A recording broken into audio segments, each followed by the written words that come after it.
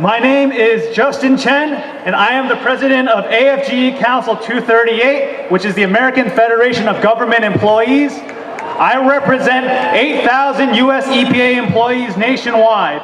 I am also a member of the North Texas Labor Federation, the Texas Young Active Labor Leaders, and also of North Texas DSA. It's been over a year since we have had this blowhard as president again, and me and my members continue to be under siege in the workplace, but we are unbowed and continue to fight alongside all of you. Trump and his crony Lee Zeldin continue to fire EPA workers for the sin of advocating for environmental justice, scientific research, and protecting public health. Yesterday, 20 more workers were laid off because of Trump's assault on environmental justice, workers who are desperately needed to protect you, your family, and your neighbors.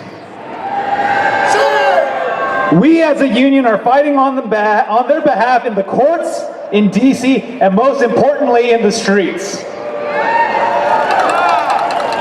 Trump does not care if you or your loved ones live or die. He will happily sacrifice all of us if all it meant was making another dollar for him and for his billionaire psychopath friends. This is why I need all of you to stand with me, my union, and to join the labor movement so that we can take control of our workplaces and make an economy that serves the needs of the people and not the billionaires. As Martin Luther King Jr. spoke, we still live in the shadow of the three great evils of our country. The evils of racism, of capitalism, and of militarism. These three evils, which I would say form the hydra of American imperialism. On racism, we have the American Gestapo in the form of ICE and CBP, which stalk our streets, kidnapping and killing our neighbors who are not lily white. The reactionary Republicans have shot down an attempt to pay my TSA colleagues due to their demands to continue to fund this modern-day secret police. The blood of innocent migrants, refugees, of people like Geraldo Campos, Parity Law, my own union brother Alex Preddy, Nicole Good, and so many others are on their hands. Let us write the names of the dead on our hearts as we fight for freedom and to send forces like ICE to the dustbin of history. On capitalism, we live in an economy that has only accelerated grift and exploitation of the working class. Prices on food, on housing, and on medical care only continue to rise.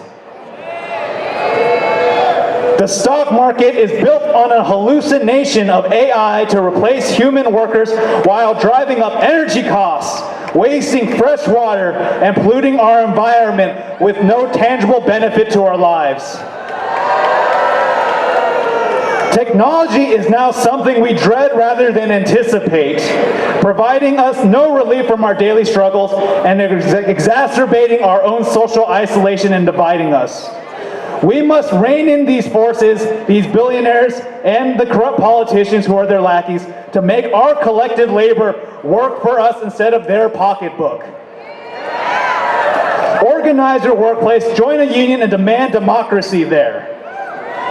Let's make tech work for us and the greater good of society, including fighting for a sustainable future to address the real greatest existential challenge that faces all of us, climate change. Finally, the great evil of militarism and the madness of bloodlust yet again raises its disgusting head in our country. The war in Iran, the genocide in Gaza, the blockade of Cuba, the kidnapping of Nicolas Maduro, and all our trillion-dollar excesses of the American military do nothing but threaten the peace of the world.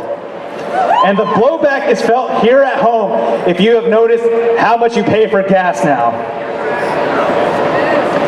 Freedom will never come from bombs dropped, from forced starvation, and the genocide of peoples.